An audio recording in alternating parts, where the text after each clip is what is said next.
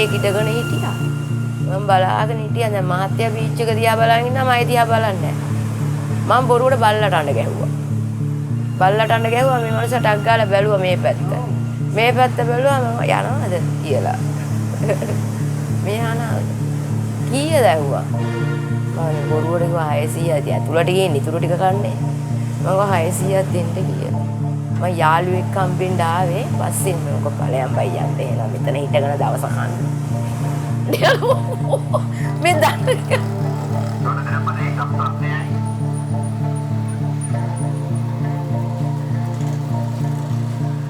காக்கோட ஜீவித்த வாழ்க்கை தான் எங்களோட வாழ்க்கை கடைச்சி பார்க்கும்போது எந்த சந்தோஷத்தோட வாழ்வாங்கிறது எங்ககிட்ட இல்லை. கூட்டுற இடத்துல எல்லாம் பெரிய பெரிய வீடுகள் இருக்குது, வாசல் இருக்குது, எல்லாமே இருக்குது. அப்படி எங்களுக்கும் நிரந்தரமான ஒரு ஆசை இருக்குது. ஒரு சின்ன இடத்துகளில் இந்த கொம்பனில் வேலை செஞ்சுட்டு போயிட்டு இடம் இல்லாமல் எத்தனையோ பேருக்கு பஸ் ஓட்டு படுக்கலாம். ஏன் வீட்டுக்கு போக இடம் இல்லை.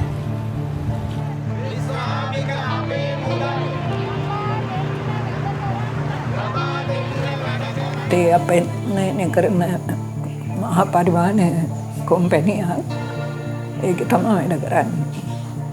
පැය 24ක මුලක් තියෙන්නේ. ඉතින් උදේ 8ට පටන් ගත්තාම පාන්දර 5 විතර දිගටම වැඩ තියෙනවා. සමහර දාට 6 වෙනකම් වැඩ තියෙනවා. ඉතින් අමාරුයි තමයි අමාරුයි කියලා. කරන්න දෙයක් නෑ අමාරුයි කියලා.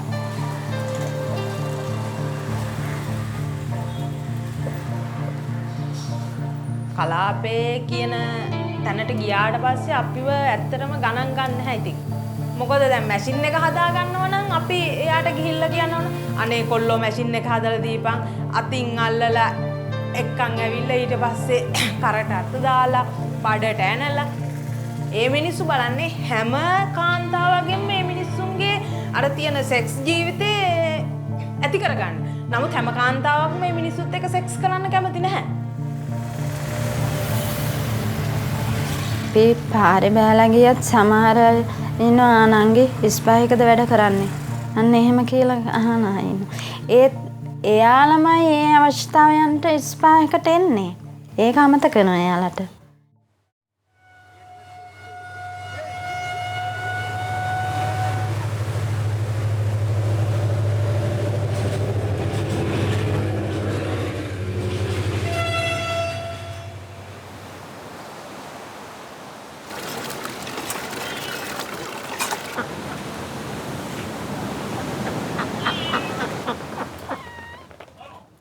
පොඩි කාලේ මේ මහත්තුරුන්ගේ බංගලාවේ ළමයි එක්ක සෙල්ලම් කරන්න එක්කන් ගිහිල්ලා දැම්මේ.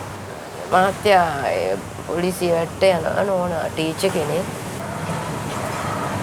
කණ්ඩ බොණ්ඩ දෙනවා හොරයි මට. මම ඉතින් හොරෙන් ඇත්තටම හොරෙන් කනවා. කාලා ඇත්තටම අහුවෙලා ඇත්තටම ගුටිත් කාලා තියෙනවා. උන්ටම ගුටි කාලා. ඒත් මට යන්න එන්න තැන තේරෙන්නේ නැහැ නේ ඉන්නවා. කාගෙන හිටියා. මහත්තයා ඊට පස්සේ මට ගෙදර දොරවල් ඔක්කොම වහලා ගේ අතු ගානට ගානවා ගෙට. මම දන්නේ නෝක මං යනවා. අනේ ගියා මොකද කරන්නේ කුමා වැදලා ගන්නවා අරගෙන අට්ට ගන්න කියනවා. ඉතින් මම ඉතින් බයයි ඇත්තටම බයයි මං කරනවා ඉතින්. ඔව් අටට ගන්නවා ඉතින් මම දන්නේ බයට කරන්නේ. කරලා වටපිට බලලා මම එළියටත් එනවා ගහයිද කියලා ආයේ. ඒ විදිහට ඕම ඉඳලා ආයෙ හොරෙන් කෑවා. හොරෙන් කාලා ආයෙත් වුණා. බැරි අන්තිම ගුටි ගෑයිල්ලේ මම එළියටම පැන්නා. ගිහලවල කොහොම හරි බස් එකක් නැගලා කොහම හරි එතනින් රෝඩ් එක මාරු කරා. ඔය යනවා කොල්ලෙක් ආයි නංගි උතන මං කෝ අයියේ මට බංගලාවක් හොයලා දෙන්න කියලා. දැන් ලොකු ළමයි කියලා ඔක්කොම වෙලා ඉවරයි. ඉන්නවා හොඳ බංගලාවක් තියෙන එන්නකො එක්කන් යන්න කියලා කඩේකට එක්කන් ගිහිල්ලා. ඒ මිදලාට කිව්වා මෙයාට කන්න දෙන්න මං එන්නටක් ගාලා යන්න දෙන්න එපාකෝ. අන්න ඒ ගියේ කොල්ල එනවා මේ තව කෙල්ලෙක් එක්ක. බලනකොට කොල්ලගේ නංගිලු එක සුපන් නංගි. ඒ දෙන්නා කරන ජොබ් එක තමයි කෙල්ලෝ මේ ගණිකා ගෙවල් වලට ගිහින් බස්සලා සල්ලි. අන්න එතනින් තමයි මේ ජොබ් එක පුරුදු වුනේ ස්ටාර්ට්. ඒකින් තමයි මම සෑහෙන කොළඹ දැනගත්තේ. රට ගියාම අපි තනි වෙනවා. කවුරුත් නැහැ. රට යනවට වැඩිය ස්පයික වැඩ කරන එක හොඳයි. මොකද රට ගිහිල්ලා මාසෙක ගන්න පඩියත් එක්ක අපි ඊට වැඩිය ගාණක් ලංකාවේ ඉඳලා හොයන්න පුළුවන් ස්පයි එකකින්. මම රට ගියේ අපේ මහත්තයාගේ පොඩි එෆෑ එකක් තිබුණා වෙනම. ඒ හින්දා ඊට පස්සේ මම ඇවිල්ලා ගේ හැදුවේ සමහර විට ඒ දේවල් වැරදි හදාගෙන ඇති කියලා. ඉතින් මට හිතුණා බබාලා දෙන්නත් එක්ක මට දැන් සතුටින් ගෙදර හිටිය හැකියි කියලා. එහෙම සතුටක් තිබුණේ නැහැ ඇත්තටම එතන. ප්‍රශ්න හැමදාම ප්‍රශ්න ගේ හැදුවට පස්සේ ඉඳලම ඒ ආය අර තත්ත්වයටම ආවා.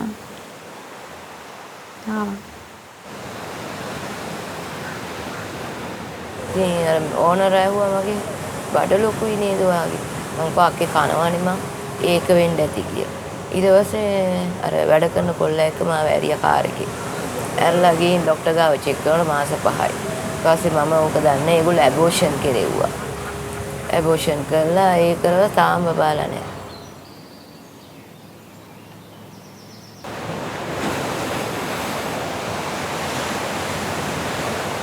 මගේ බබාලා දෙන්න දැන් ඉන්නේ අපේ මහ ගෙදර අම්මා ළඟ. මම අයින් වෙලා කියන්නේ ළමයි දෙන්නගේ අනාගතය ගැන එයාලගේ වේදම් ඕන හින්දා මම කටුනායකට ආවා කලාපේ. ස්ථිර ජොබ් එක කරා.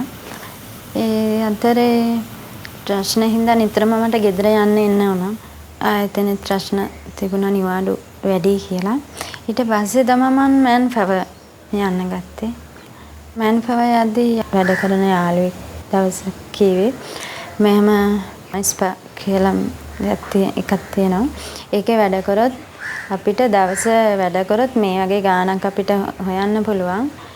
කැමති නම් බලන්න කියලා කිව්වා දවස් දෙකක් වැඩ කරලා. මම මොනවද දැනන් හිටියේ නෑ ස්පා එකක් කියන්නේ මොකද්ද කියලා මම දන්නේ නෑ දැනන් හිටියේ නෑ. මම ගියාට පස්සේ තමයි මම ස්පා එකක් මොකද්ද කියලා දන්නේ.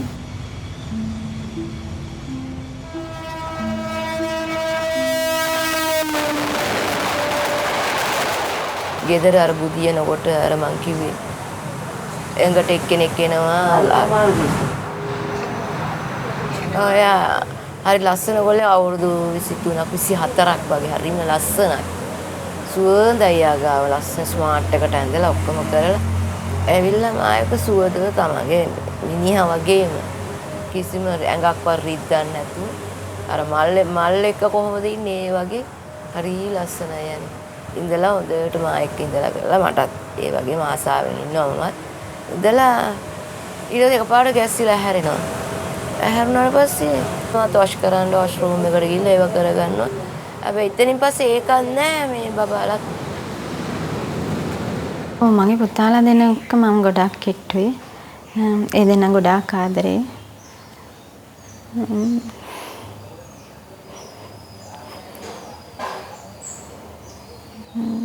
ඒ දෙන්න හින්දා තමයි මම අද මෙහෙම වැරදි දෙයක් හරි කරන්නේ.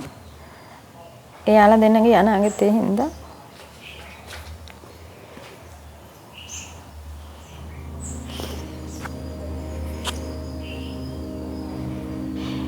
මම මේ ෆීල්ඩ් එකේ වැඩ කරන්නේ කියන එක මට කියන්න බෑ. මම කවදාවත් කියන්නෙත් නැහැ.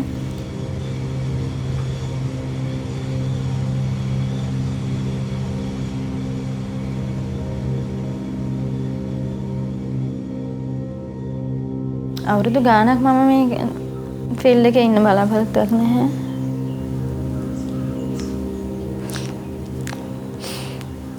ෆැක්ටරි එකට යනවට වැඩිය අපි වැඩි මුදලක් අතට ගන්න හින්දා දැන් ඇත්තටම මම කැමැත්තෙන් කරන්නේ. සමහර මිනිස්සු බලන ලස්සන හැඩ දැන් මෙතන අය හැඩයක් බලන්නේ. දැන් හැඩ බැඩ බලලා යනවා නම් 5 star යන්න වෙනවා. මෙතන පොඩි දුප්පත් මිනිස්සු සාමාන්‍ය කුලි රස්සාවල් කරලා ගෑනු සමහර නැති ඒවා ගෑනු ටික කරගන්න බැරි දේවල් පොඩි ගනුදෙනුවකින් කරලා ෂේප් එක යන අය. අපි බලන්නේ මෙතන තැන පොඩි පාසුකම් නැහැ. AC වල ඇටච් බාත්රූම් නැහැ. ඉතින් 500යි 600. සන්තෝෂයෙන් ඉතින් කීයක් හරි දීලා ගියොත් නිසා තමයි එතනත් වෙනස.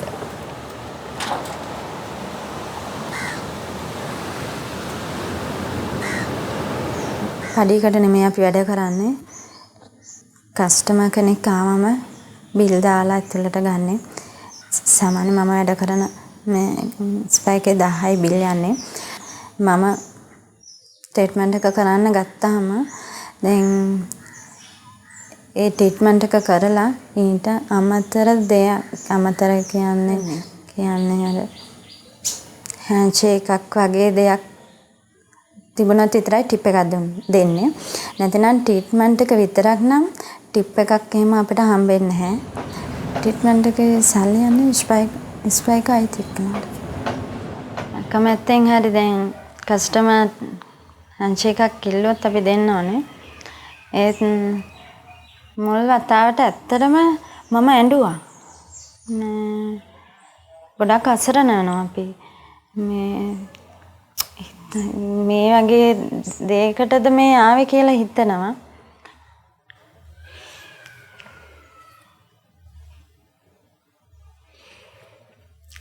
එකක් දෙකක් තුනක් වගේ කරාම ඒක අර පුරුදු වෙනවා.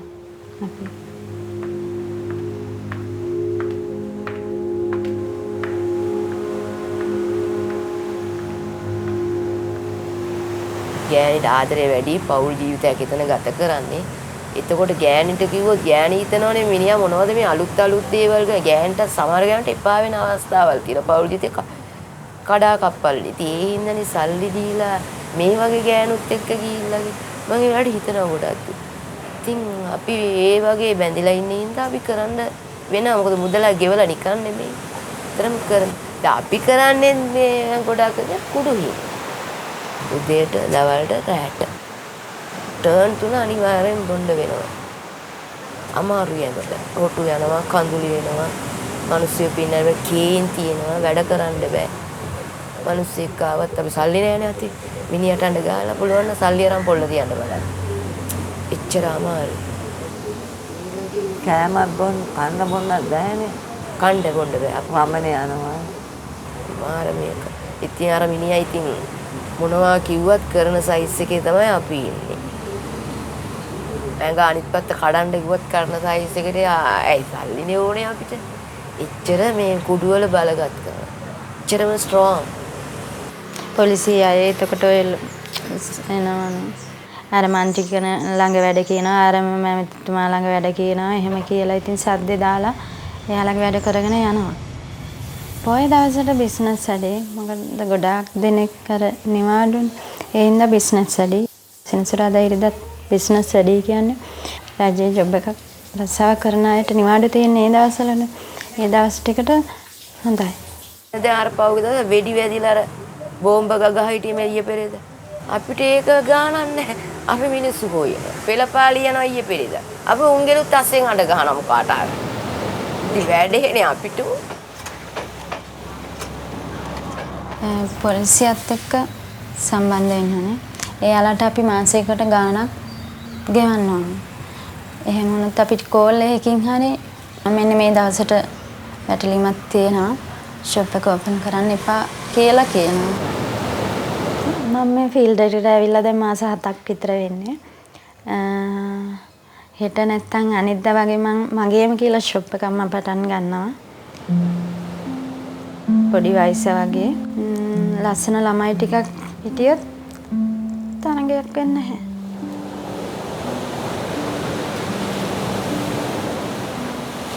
අර වාරකම් කාලේට බිම බුදියන්න බෑ ලුණු. ඒ ඇතුලේ පිනබානවනේ ලුණු වලට ඇඳුම් පළඳුම් ඔක්කොම ගන්න දෙයක් නැහැ ඒ ගාවේ. ඒක තමයි පාස. වතුර නැහැ, ලයිට් නැහැ. කොයි වෙලේ කඩයිද දන්නේ නැහැ. මොකද මේක ඇත්තටම අපිට ස්ථිර නැහැ, උප්පු නැහැනේ. ඉතින් අපි කොයි වෙලේත් ඉන්නේ කඩන්න ආව සූදානම් වෙනව දෙන්න විදියක් නැහැ. අපි තැනක් නැතුව අපිට යන්න බෑ. ඉතින් ෆ්ලැට් දුන්නත් මේ ඔළුවේ තියන් ගියත් පායන්නේ පාරට අපි. දවාලා කියන්නේ අපි නවත්තයි කියලාද?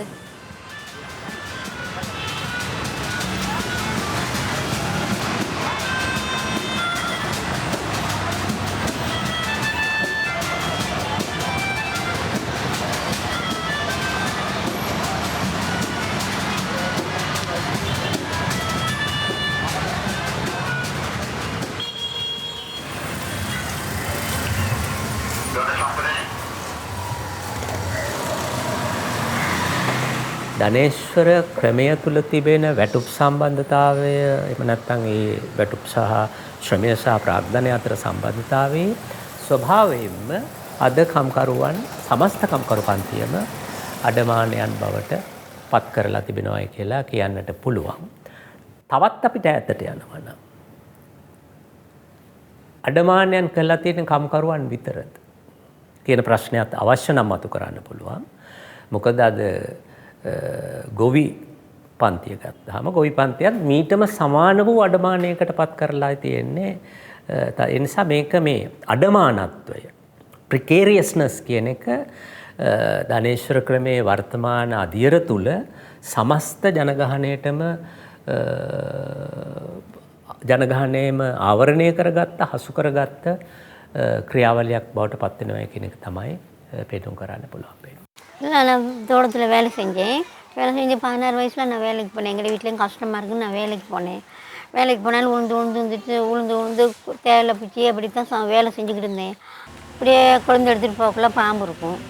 அட்டை கடிச்சு அப்படியே அட்டை கடிக்கிறதே தெரியாது, கீழே விழுவோம், அப்படியே ரத்தம் வடிக்கும்.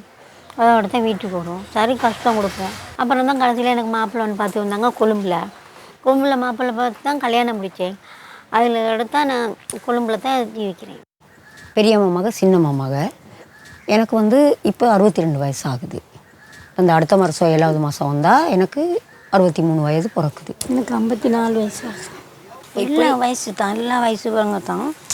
அதில் எல்லாம் வயசாக பொம்பளை ஆம்பளை எல்லாம் வயசு தான் எல்லோரும் கொஞ்சம் வயசு குறவங்க இருக்கிறாங்க. மற்றவங்களும் வயசு போனவங்க தான், முடியாதவங்க தான் வேலை செய்கிறாங்க. වයස 74යි.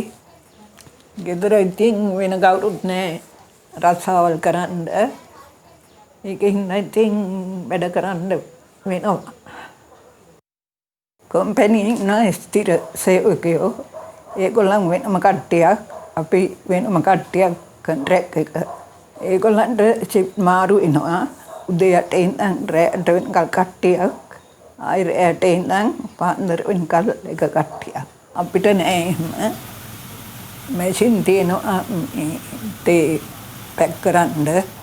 ඒකට තේ උඩින් වැටුනහම මැෂින් මේ වෙලා ඔක්කොම පැක් වෙලා එනකොට මේ එකක් දිගේ එවනවා.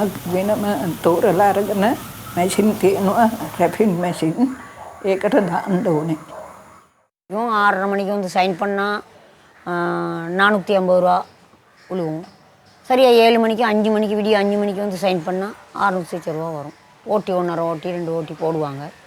அதோட தான் வேலை செஞ்சுட்டு போகணும். அதையெல்லாம் கூட்டி மொத்தமாக பார்க்கும்போது அதில் இருக்க ப்ராடமெண்ட்டாக அது இது எல்லாம் வெட்டி தான் 18-15 தான் எங்களுக்கு மொத்த சேவையில் சம்பளம் கிடைக்கும். 30 நாள் வேலைக்கு வந்தால் தான் ஒரு 22,000 வரும் நிச்சயமாக. நாங்கள் ஒவ்வொரு நாள் 30 நாள் வேலை செய்வாங்கிற ஒரு நிச்சயமும் இருக்கா? இல்லை, எங்களுக்கு சுகம்லாம் போகும், கால் கை வலிக்கும், மழையில் தண்ணியில் நலையிறோம், வெயிலில் கிடக்கிறோம். இன்றைக்கி பசி வந்தால் யாரும் கொடுத்துட்டு போனால் தான் சாப்பிடுவோம், இல்லாட்டி வீட்டில் எதுவும் இருந்தால் கொண்டு வந்தால் சாப்பிடுவோம். வீட்டில் இல்லைன்னா குழந்தைங்களும் பசி நாங்களும் பசின்னு இருக்க வேண்டியது. පැය 24ට කරපුවාම උදේ 8 ඉඳන් 5 වෙනකල් 750ක් දෙනවා. ඊට පස්සේ 8 ඉඳලා උදේ වෙනකල් 975ක් දෙනවා. එතකොට 1700 පඩිය වැටෙන්නේ. ලෙඩ නිවාඩු ඒව මුකුත් නැහැ. පඩියේ ඉතින් අවුරුද්දෙන් අවුරුද්ද රුපියල් 200ක් වගේ වැඩි කර ආවා. දැන් මේ අවුරුද්දේ ඒක කරේ නැහැ. කොම්පැනි වැඩ කරන අය 3 දෙනෙක් මැරුණා. ඒ මංගල කටයුතු ඉතින් කරා. ඒකින්ද පඩි වැඩි කරන්න බෑ කියලා කියනවා.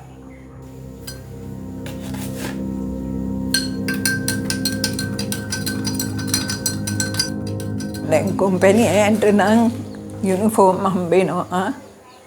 ලෙඩ නිවාඩු වලට පඩිය හම්බෙනවලු. බෝනස් එකක් හම්බෙනවා. ගිය මාසේ අවුරුදු 50යිලු කොම්පැනියට. ඒගොල්ලන්ගෙන් කට්ටියක් තෝරාගෙන ඉතින් අර හෝටලෙට සෙන්ට්‍රල් හෝටලෙට ගෙනියලා කෑම වෙලා ඒගොල්ලන්ට මොනවද දීමනාවගේ දුන්නා. இப்போ இப்படித்தானுங்களே. இப்போ நாங்கள் வந்து அபான்ஸில் இருக்கிறோம், இந்த கம்பெனியில் வேலை செய்கிறோம். இப்போ அவங்க வந்து நகர சபைக்காரவங்க வந்து இப்போ சமணத்தையோ எதையோ எடுக்கிறாங்கன்னு சொன்னால் நாங்கள் போயிட்டு ஒரு கம்பெனியில் ஒரு குப்பை ஒன்று கடிச்சு எடுத்து போட்டுட்டு போனாலும் அதை அவங்க தவறாக தான் சொல்கிறாங்க. நாங்கள் செய்கிற வேலைக்கு நீங்கள் கை போட வாரீங்க அப்படின்னு. இப்போ அவங்க நினைக்கல நீங்கள் 10 ரூபா இது நல்லா உழைச்சி சாப்பிட்டுட்டும் பாவம் அப்படின்னு நினைக்கல. දැන් නගර සභාවේ දැන්ට තියෙන ආයතන තියෙනවනේ. නගර සභාවෙන් අරගෙන ඉතින් එම ආයතනම තමයි ඉල්ලන්නේ ටෙන්ඩර් එක. වැඩි මිල්ලුම් කරුණු දෙනවා කියමුකෝ. වැඩි මිල්ලුම් කරු ඉල්ලන්නේ ඊටාම සුළු මුදලකට. වෙන්නේ වක්‍ර වර්ග තමයි මනුස්සර ලැබෙන ආදායම නැති වෙනවා. අද කුණු පුත්තලමඩ පටවන්නේ ටෙන් වීල් එකට ටොන් 12ක් දානවා. ඒ ටොන් 12ට ලක්ෂයක් ගෙවනවා.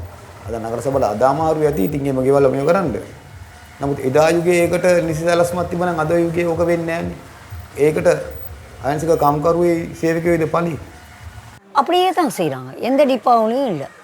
சில இடத்துங்களில் ஒரு 1100 ரூபா சம்பளம் கூட்டியிருக்குன்னு சொல்கிறாங்க. ஆனால் அவங்க வந்து எங்ககிட்ட சொல்கிறாங்க எங்களோட டிப்போவில் சம்பளம் கூட்டியிருக்கு உங்களுக்கு கிடைக்கல அப்படின்னு. எங்களுக்கு சொல்கிறாங்க. நாங்கள் கேட்க போனால் போஸ்ட்மார்ட்ட கேட்க போனால் என்ன சார் எந்த நாள் வேலை செய்கிறோம் எங்களுக்கு இவ்வளோத்தானா சம்பளம் நாங்கள் என்ன செய்ய கூட்டுறேங்கிறேன் அவங்களுக்கு கூட்டியிருக்காங்க உங்களுக்கு வார மாதம் கடைசியில் நல்ல சம்பளம் கிடைக்கும். எடுத்து பேசிட்டு பார்க்கும்போது தான் தெரியுது இவ்வளோ தான் சம்பளம் இருக்குன்ட்டு. இப்போ நாங்கள் யாரோட அடிச்சுக்க போவோம்? நாங்கள் அடிச்சுக்க போனால் அந்த சல்லியும் இல்லை.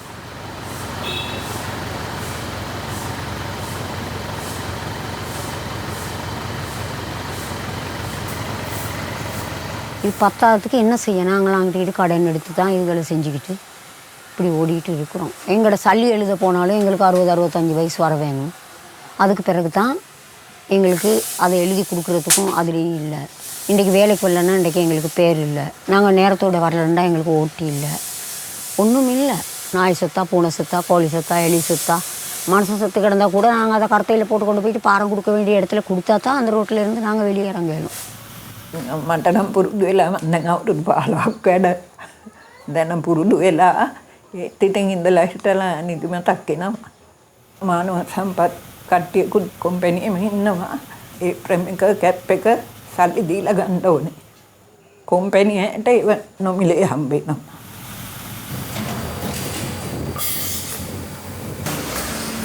We have laws such as in the Wages Board's ordinance which define or seek to impose restrictions on employers in ways that safeguard the rights of workers, such that workers are not retained in employment permanently or for long periods on a contract basis, on a temporary basis, on a casual basis. Unfortunately, we have certainly seen instances of where there are employers who try to circumvent these regulations. The device could be crude as to move the worker from one plant to another and somehow assert that by moving to this different plant, this is a new term of employment or a new contract of employment.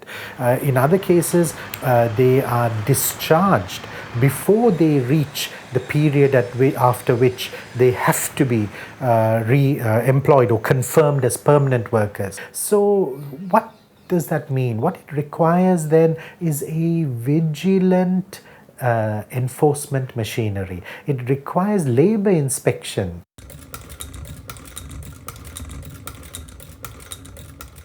මේම ඔඩික් එකක් තියෙනවා. ඔයගොල්ලන් පිරිසිදු වෙනගෙන එන්න ඕනේ. Uniform එක ඕනේ. අර මේවා කියනවා වේලසනින්. පඩිය මේ ගාන කියන්න පැවිසි අතරක් වැඩ කරනවා කියලා කියන්න එපා. හදිසියේ ඕටරයක් උත්කරොත් නයිට් එකට කෑම දෙනවා. ඕවා මේවා කියලා දෙනවා ඒගොල්ලන්. அக்கா இப்போ நான்லாம் வேலை செய்கிற இடத்துலலாம் சரியான வாகனம் விலக முடியாது. காலையில் நான் ரயிலில் 2 பேனும் அடிக்கணும்.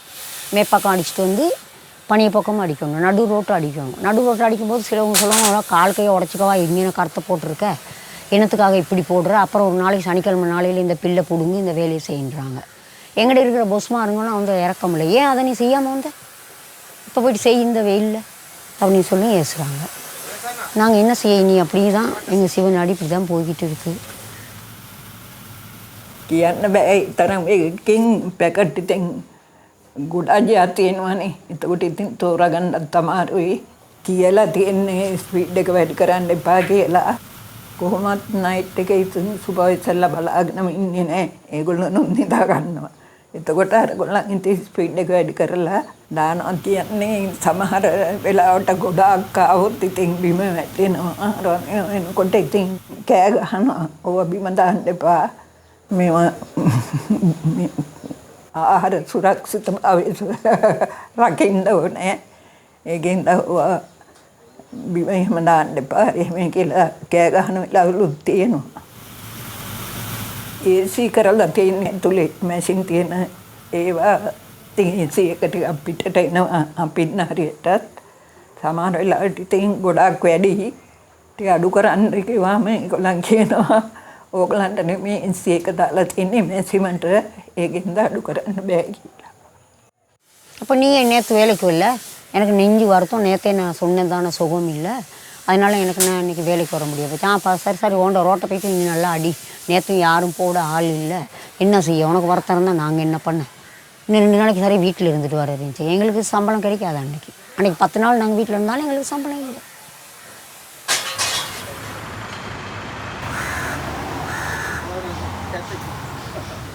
அடிப்புறம் ஆஸ்பத்திரியில் அங்கே சரி இந்த பெரிய ஆஸ்பத்திரியில் அங்கங்கே போயிட்டு தான் போலிங்கில் நின்று மருந்து கொஞ்சம் எடுத்துகிட்டு வரணும். அதுக்கும் சுபேஸ்வர் கத்துவான், எங்கள் கருத்தையை வச்சுட்டு எங்கே போனீங்க அங்கே போனீங்கன்னு.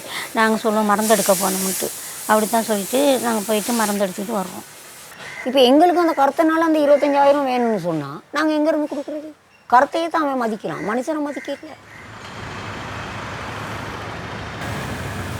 யாரும் சின்ன வயசு கோமாரி இளந்தாரிகள் வந்து எங்களோட ஜீவனாடி செய்வோம், அந்த குப்பையை அள்ளுவோம், அவங்ககிட்ட போய்ட்டு ஒரு 100 ரூபா எடுப்போம் அப்படின்னு சொல்லி நினைக்க மாட்டாங்க. அவங்க அழகாக உடுத்தி கொண்டு அழகாக வழிவாக போகிறது தான் அவங்க பார்க்குறாங்க. இப்போ எங்களோட மாதிரி நாங்கள் இல்லைன்னு சொல்கிறதுக்காக வேண்டி செய்கிறாங்கன்னா எங்களோட குழந்தைங்க கொண்டு வந்து போட இல்லாதானே. இப்போ நாங்கள் தான் வறுமைக்கு ஏதாவது தேடி கொண்டு போயிட்டு அவங்களோட பசிக்கு நாங்கள் சாப்பாடு கொடுக்கணும். அதனால் வேண்டி நாங்கள் இந்த மாதிரி துக்கமான வேலைகளை செய்கிறோம்.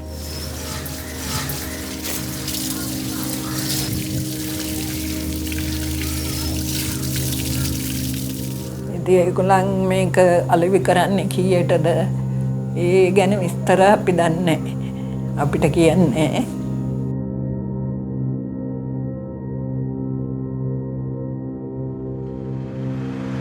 ලස්සන පැකට් තියෙනවා, කාටුන් එක වෙනස් වෙනස් ඩිසයින් එකක් තියෙනවා, ලස්සනට පැකට් නම් තියෙනවා.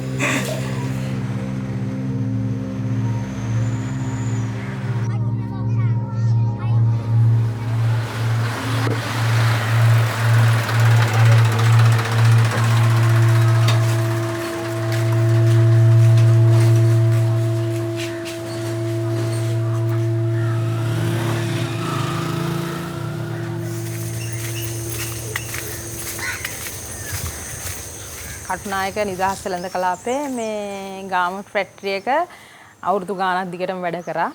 වාර්ෂිකව පඩි වැඩි කිරීමේදී ඇත්තටම අපිට අසාධාරණයක් වුණා. ළමයි කට්ටියකට කීප දෙනෙකුට අසාධාරණයක් වුණා.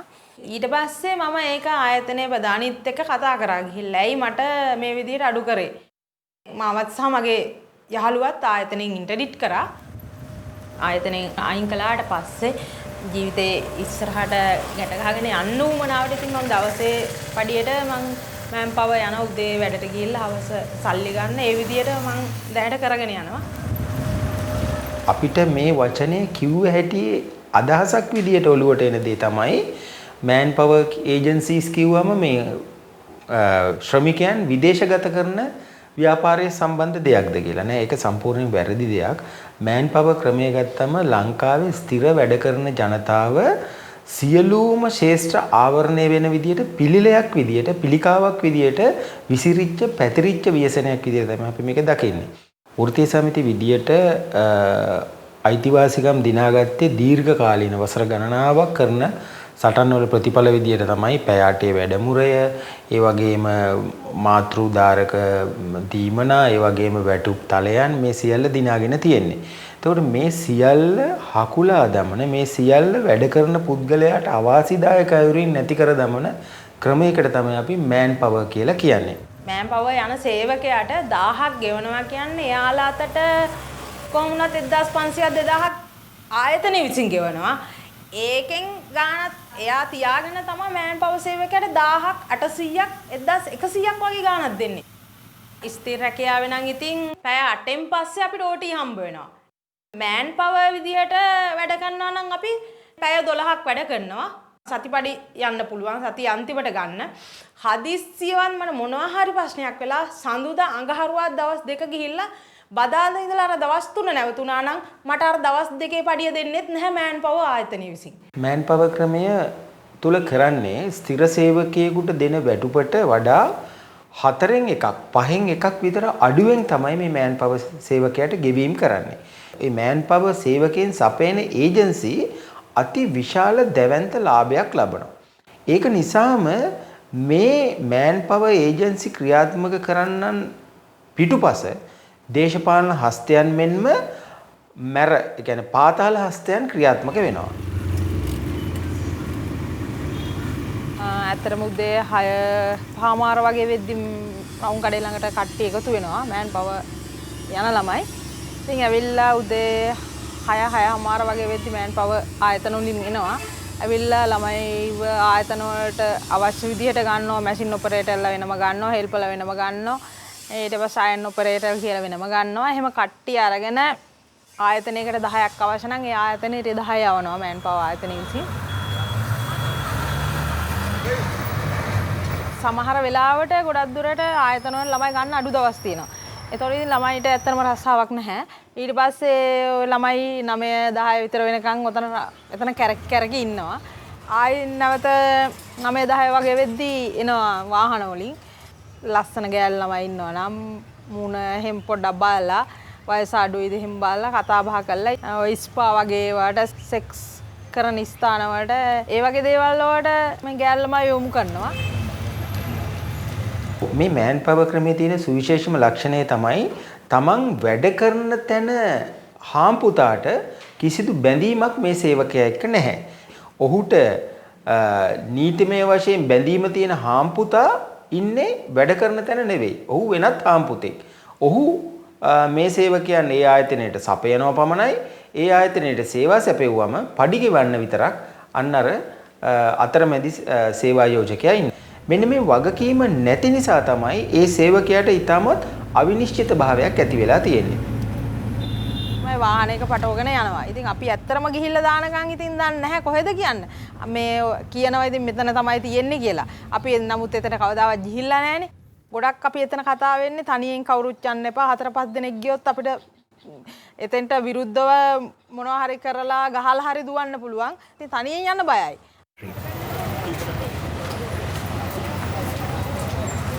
මම දැන්ට වැඩ කරන්නේ ආරක්ෂක ආයතනයක් පවත්වාගෙන යන එක. මේකේ ස්වභාවය ගත්තොත් පෞද්ගලික ආරක්ෂක නිලධාරීන් කියන්නේ නගර සභාවේ තියෙන සියලුම ආයතන වලට ආරක්ෂක නිලධාරීන් සැපීම තමයි කරන්නේ. ආරක්ෂක නිලධාරීන් සැපීමේ ක්‍රමවේදයම කියන්නේ මෑන් පවර් සිස්ටම් තමයි අයිති වෙන්නේ. ඒතර මේක ඇතුලේ සුබ සාධනීය පවත්වාගෙන යනවා කියන්නේම ආයතන පල්ලෙහාට වෙනවා කියන ආයතනයේ ලාභේ පල්ලෙහාට වෙනවා.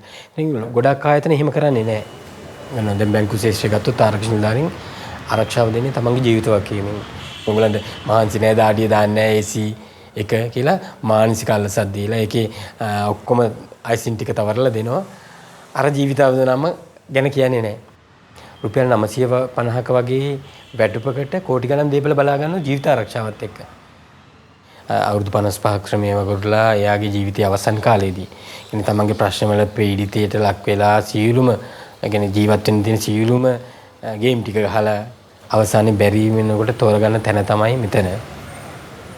ත්‍රිශ්‍රාම ගියා කියලා ගත්තොත් ගුරුවරු පවා අපිට උගන්වපු ගුරුවරු පවා ආරක්ෂක සේවයෙන් තුල ඉන්නවා. ඒන දැක්කම ඉතින් ගොඩක් කලකිරෙන තත්ත්වයකටපත් වෙනවා.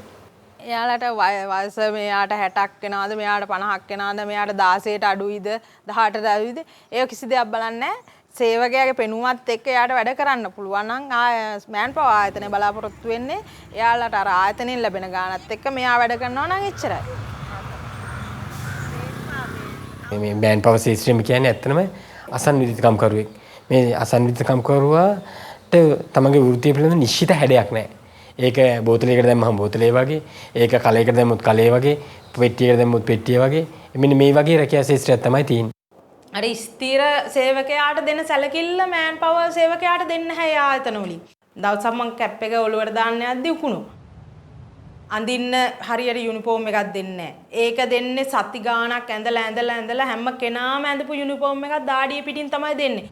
ඊට පස්සේ මං ගිහිල්ලා කිව්වා මිස් මට මේක අඳින්න බෑ මේක ඇඳපු කෙනෙක් දාඩිය පිටින් මේක කොහොමද ඇඳින්නේ මමත් මිනිස්සෙක් කිව්වා. කරන්න දෙයක් නැහැ ඔයාට ඕක තමයි අඳන් මේ වැඩ කරන්න ඕක ඇඳන් වැඩ කරන්න කිව්වා. ඒ ඉන්නෙත් මිස් කෙනෙක් නෙමෙයි අර ආයතනයේ වැඩ කරන ළමයිම තමයි අර යුනිෆෝම් දෙන්නේ.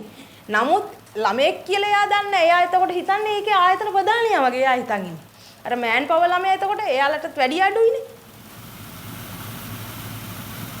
තමන්ගේම සහෝදර සේවකයෝ හිතන්නේත් මේ වහල්ලු කොට්ටාශයක් කියලා. ඉතින් මෙන්න මේ හැඟීම පාලකයෝ ඊටම සූක්ෂම අයුරින් සේවකයෝ බෙදා වෙන් කරන්න පාවිච්චි කරනවා. මේකට හොඳම උදාහරණයක් තිබුණා ලංකාවේ ප්‍රසිද්ධ බිස්කට් නිෂ්පාදන සමාගමක් වන රත්මලාන ප්‍රදේශයේ තියෙන මේ සමාගමේ 2005 දී මෑන් පවර් සේවකයෝ හිටියා හරියටම 3න් 1ක්.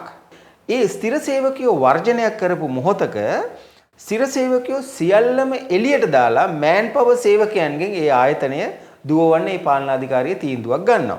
ඒ පාලනාධිකාරිය කිසිදු විදියකට ඔවුන්ගේ නිෂ්පාදන බිඳවැටීමකින් තොරව වෙළඳපොළට සපයනවා. මෑන් පවර් ඕනම ශේෂ්ත්‍රයකට දාන්න පොදු කොන්දේසි ටිකක් තියෙනවා. එකක් තමයි අපිට ලැබෙන ඕනම සේවකයෙක් අපි කියන ඕනම තැනක රැකියාවට ආයුතු වෙනවා. අපිට ඕන නම් එතකොට මේ කියන්නේ ඒ ඕනම තැනක සේවය කිරීමේ කියන කොන්දේසිය යටතේ ඔහුට සේවයට ඉවත් කරන්න ඕන නම් සේවයට ඉන්න බැරි තැනකට අපි මාරු වීමක් හදන්න පුළුවන්.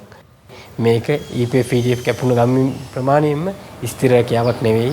ඒක තාම මේ ආරක්ෂණ නිලධාරීන් හරි අපේ ඉන්න මෑන් පවර් සිස්ටර් ඉන්න සේවකයන් දන්නේ නැහැ. ඒගොල්ලන්ට ආරෝපණය කරලා තියෙනවා දැන් ඔබේ සේවය ස්ථිරයි. ඒ වෙනුවෙන් වැඩ කරන්න, ඒ වෙනුවෙන් අඛණ්ඩව වැඩ කරන්න කියන ඉල්ලීම කරලා තියෙනවා. වෘත්තීය සමිති ගතවීමක් ගැන මේ මෑන් පවර් සේවකයෝ හිතන්නේවත් නැහැ. ඉතින් මේක සුවිශේෂව වෙනස් වුණා ටෙලිකොම් බැංකු වගේ ආයතන ගත්තොත් මෑන් පවර් සේවකයෝ වෘත්තීය සමිති ගත වුණා. මේ වෘත්තීය සමිති ගතවීමේදී ඔවුන් ඉල්ලීම් දිනා ගන්න ඇතැම් සටන් කරා. ඒ සටන් වලට විශේෂයෙන්ම සහාය නුදුන්නේ ඒ ආයතන වල ඉන්න ස්ථිර සේවකයෝ. ඉතින් මේ හුදකලාභාවයේ තුල ඒ මෑන් පවර් වෘත්තීය සමිති දියව ගියයි කිව්වොත් හරි.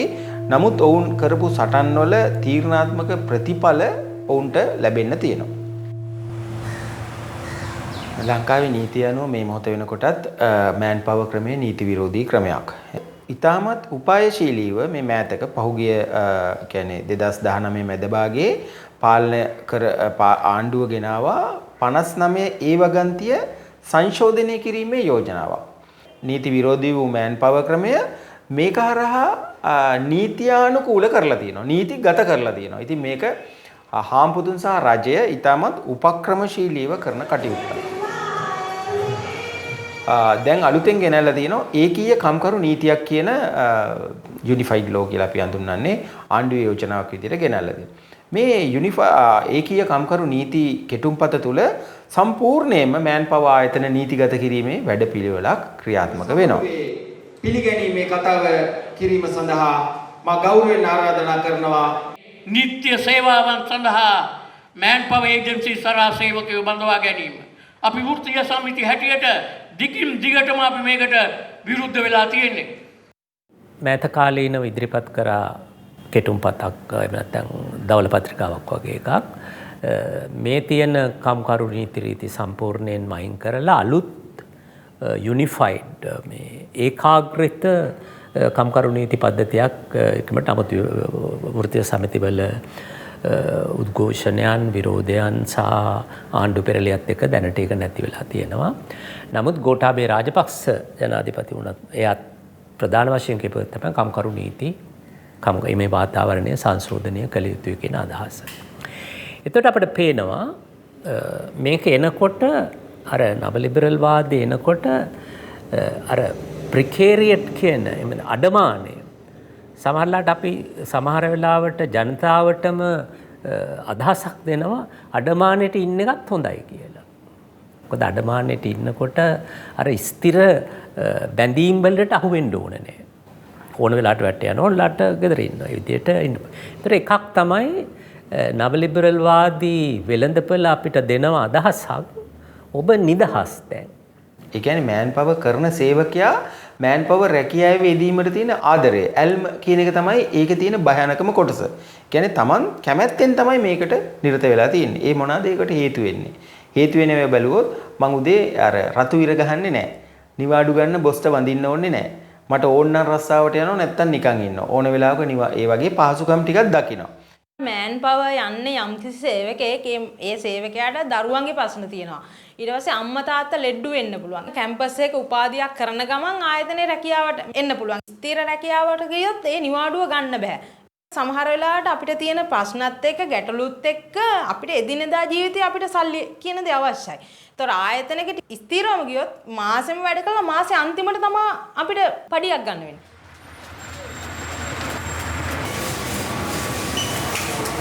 අඩු වැටුපකට වැඩි වැඩක් ගන්න පුළුවන් ක්‍රමයකට හාම්පුතෙක් ආසයි. එතකොට හාම්පුතු තමයි ලංකාවේ රජයන් පත් කරන්නේ. අපි ඒක අමතක කරන්න හොඳ නැහැ.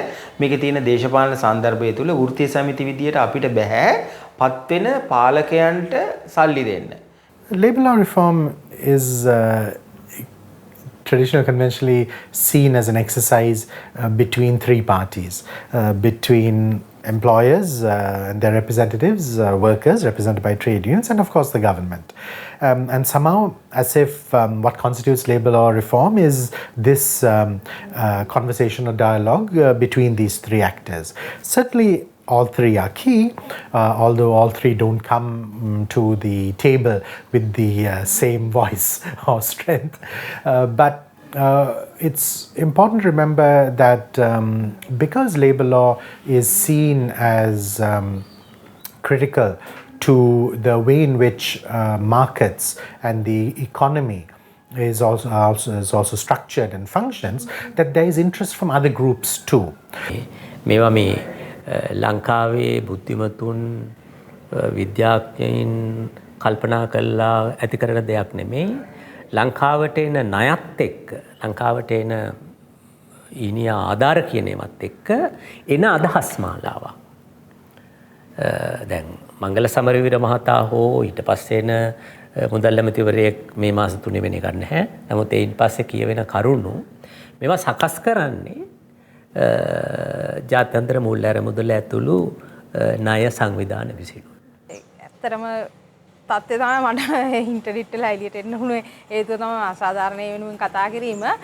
මම කොතන ගියත් කතා කරනවා. අසාධාරණයක් වුණොත් කොතන ගියත් කතා කරනවා. මොකද මට ඒක හිතේ තියන් ඉන්න බෑ කියන්නම ඕනේ. ඔව් ඉතින් රස්සාවක් ඕන නම් ගෙදර මේ තියෙන ප්‍රශ්නත් හිතා ගන්නවා. ඉතින් රස්සාව කොහොම හරි කරගන්න වෙනවා. කම්කරුවන්ගෙන් වැඩිපුර වැඩ ගැනීම සඳහා හැම රටකම පාවිච්චි කරන උපක්‍රමයක් තමයි මේ මෑන් පවර් ක්‍රමය. ඒක නිසා මේ ගෝලීය තත්වයට කවදාවත් ආණ්ඩු උත්තර හොයන්නේ නැහැ. මේක වෙනස් කරන්න උපක්‍රමයක් තියෙනවා.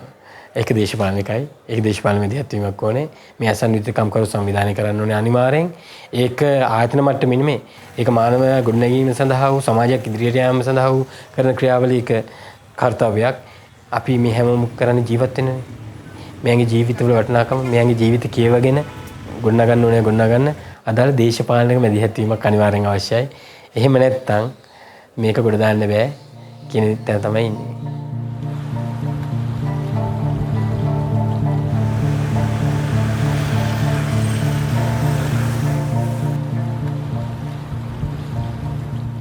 ගම පොඩ්ඩක් දන්නවා අර කියපු ඇහිලා කරලයි. නැතුව අපේ කාවත් අඳුරන්න මම දන්නේ නැහැ. ඉතින් මං කොහොමද කියන්නේ? මගේ ළඟ කිසිම ඩොකියුමන්ට්ස් කිසිම දෙයක් දන්නේ නැහැ. අයිඩෙන්ටිටියක් හදාගන්න කාගෙන්වත් උදව්වක්වත් නැහැ. ඉතින් මම ඇත්තටම දන්නේ නැහැ කියමු. හරිද සමාජ මොලේ තියෙන මිනිස්සු ඉන්නවනේ. එහෙම කෙනෙක්ගෙන් හරි දැන් ඇත්තටම මං ගියානේ කියලා උදව්වක් ඉල්ලුවානේ. ඉතින් ඒ මිනිස්සු එකපාරට කිව්වේ ඔයාගේ කිසිම මේ තොරතුරක් නැතුව මට ඒ ගැන අත තියන්න බෑ කිව්වා. ඉතින් මං හිතන්නේ මම ලංකාවේ නෙමෙයි මට ගමක් රටක් නැහැ. ඉතින් මං එක වෙලාවක හිටනවා මං කල්පනා කරනවා. ඊට පස්සේ මං හිතනවා ඉතින් මට ඉපදුන තැනක් නැහැ ගමක් නැහැ රටක් නැහැ. මට කවුරුත් උදව් කරන්නේ නැහැ. පිළිගැනීමකුත් නැහැ. මං කාට ගිහිල්ලා ඔප්පු කරන්නද මට ඩෙන්ටිටි එකක් තියෙනවා බැංකුවට යන්න ලෝට් වගේ රටකට යන්න මගේ ඩෙන්ටිටි එක මේක කියලා ඔප්පු කරන්න කාටද ඉතින් එහෙම දෙයක් නැහැනේ ඉතින් දුකක් හිතට මාර දුකක් එන්නේ ඉතින් මං හිතනවා නෑ මම මේ ජොබ් එක කරලා කනවා කවුරුත් හොයන්නේ කරන්නේ අර ඉස්සර වෙලා මම රට ගිහිල්ලා ඇවිල්ලා හදපු ගීට ඊට වැඩිය ලස්සනට මට ගේ හදන්න ඕන. මොකද මගේ මහත්තයාට පෙන්වන්න ඕනේ මම වැටුනේ නැහැ. මට නැගිටින්න පුළුවන් තනියම හරි. එයාට පේන්න මම ගේ හදනවා ලස්සනට. ඒ හදපු ගීට වැඩිය දෙයක් ඒ දෙයට වැඩිය දෙයක් මම කරනවා. ඒක තමයි මගේ එකම බලාපොරොත්තුව. මේක අසාධාරණයි කියලා අපිට තේරෙනවා. තේරුණත් ඉතින් වෙන විදිහක් නැහැ. වෙන කොම්පැනි වල දැන් අපි වයසට ඉන්න ගන්න. ඒකින්ද ඉතින් මේකම බලාගෙන ඉන්නවා. ඉතින් අපි වගේ අයට විශ්‍රාමයක් හම්බෙන්නේ නැහැ. ඉතින් අපිට ආදායමක් හම්බෙන්නේ නැහැ. ඉතුරු කරපු දෙයක්වත් නැහැ. ඒකින්ද ඉතින් බයක් තියෙනවා තමයි ඉතින් ජීවත් වෙන්නේ කොහොමද කියන එක. සල්ලි තියෙන ආයතන පාලකයෝ ශ්‍රමයම නෙමෙයි බලන්නේ අර යකඩ ගොඩ ගැන තමයි හිතන්නේ. සේවකයෙකුට ඇත්තටම කිසිම ආයතනයකින් අර කොච්චර ඒ කෙනා මහන්සිලා වැඩ කළත් ඒ අගය කිරීමක් නැහැ. එයාලා කියන්නේ ඔයාලා එක්කෙනෙක් එළියට යද්දී අපිට 10ක් ඇතුළට එනවා. இப்படித்தானேம்மா கருத்து எடுத்துக்கிட்டு போகிறோம். கருத்து எடுத்துகிட்டு போனோன்னே பெரிய நல்லா கூட்டிகிட்டு போகிறோம். ஒரு மனுஷனை கண்டா சிரித்து கதைக்கிறோம். கதைச்சிட்டு போக்குள்ள அந்த டக்குன்னு அந்த நினைவு வருது. எப்படிடா அந்த நம்ம கடனை கட்டுவோம், எப்படா நம்ம மனுஷன் மாதிரி வருவோம், பிள்ளைகளும் இந்த நிலமையில் இருக்கேன், நானும் இந்த நிலமையில் இருக்கேன் அப்படின்னு ஓய்ச்சி போக்குள்ள சில நேரம் நினைப்பேன் சரி நம்ம போவோம், வெளியூருக்கு போயிட்டு எவ்வளோ சரி கேட்போம், 2 லட்சம் சரி 1 லட்சம் சரி கேட்டு இந்த கடன்லாம் கட்டிட்டு கஷ்டமான வீடாக இருந்தாலும் பரவாயில்ல போயிட்டு சமாளிப்போம். சில நேரம் யோசிக்கிற நிலைமை வருது, சரி நமக்கு நல்ல வீடு கிடைக்குமோ கெட்ட வீடு கிடைக்குமோ, கடவுளுக்கு தான் என்னை காப்பாற்றணும் அப்படின்னு சொல்லி ஒரு நேரம் நான் கண்ணீர் விடுவேன். ரோட்டில் உட்காந்துருக்கேன், எனக்கு பெரிய வேதனை. அதை சொல்லி தான் நான் வெளியூருக்கு போகிறதுக்கு யோசிச்சுக்கிட்டு இருக்கேன்.